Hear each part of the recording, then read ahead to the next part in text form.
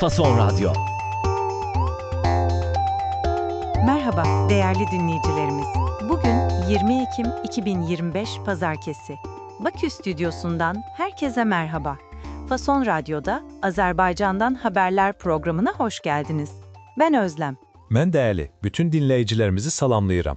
Ali, bugünkü notlara şöyle bir göz gezdirdim de, dış politika epey hareketli. Ama önce dünkü konularla başlayalım istersen. Tutuklu gazeteci İmran Aliyev'in durumuyla ilgili yeni bir gelişme var sanırım.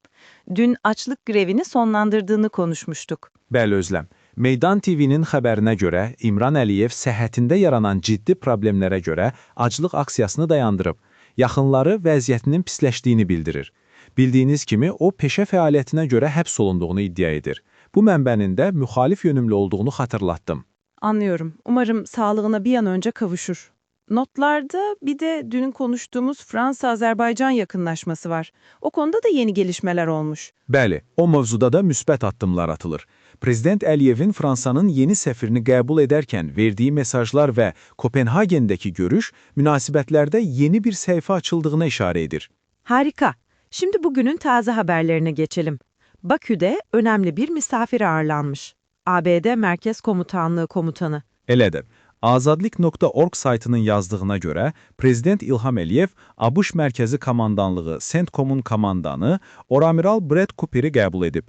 Görüşün detalları açıqlanmasa da, bu iki ölkə arasında hərbi əməkdaşlıq baxımından önemli bir addımdır. Bu arada bugün Azerbaycan için özel bir gün değil mi?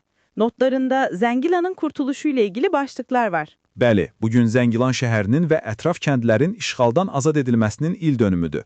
Prezident İlham Əliyev də sosial media hesablarından Zəfər tariximiz 20 oktyabr 2020 Zəngilan notuyla bir paylaşım edib. Ne güzel.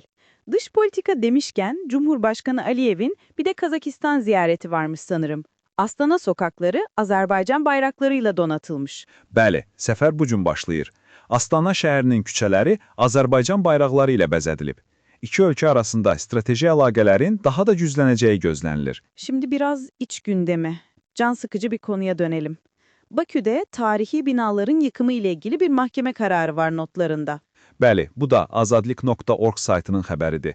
Paytaxtın tarixi Sovetski məhəlləsində Təzə Pir məscidinin ətrafındakı binaların sökülməsinə etiraz edən sakinlərin iddiası məhkəmə tərəfindən rədd edilib. Məhkəmə qərarında bildirib ki, evləriniz hələ sökülmədiyi üçün müraciətin təmin edilməsinə ehtiyac yoxdur. Şaka gibi, yani diyor ki eviniz yıkılınca gelin, o zaman bakarız. Bizde de bazen böyle akla ziyan kararlar çıkmıyor değil. Peki bir de herkesi ilgilendiren ekonomi haberi var. Emeklilik yaşı yine gündemdeymiş. Bəli, Maliyyə Nazirliyinin 2026-2029 orta müddətli xərc çərçivəsi sənədində əhalinin yaşlanmasının sosial sığorta sistemi üçün risk yaratdığı qeyd olunub. Bu da pensiya yaşının yenidən artırıla biləcəyi müzakirələrini başlatıb. Xərc çerçevesi dedin. O ne demek Ali? Xərc bizdə harcama deməkdir. Çərçivə isə eynidir. Yəni orta vadəli harcama çərçivəsi kimi bir sənəddir. Anladım. Bu emeklilik yaşı meselesi bütün dünyada aynı sanırım. Tam emekli olacağım derken bir kural daha çıkıyor. Ali, bugünkü notlar için çok teşekkürler. Mən təşəkkür edirəm Özlem. Fason Radyo'da Azerbaycan'dan haberlerin bugünlük sonuna geldik. Yarın yine aynı saatte buluşmak üzere, hoşça kalın.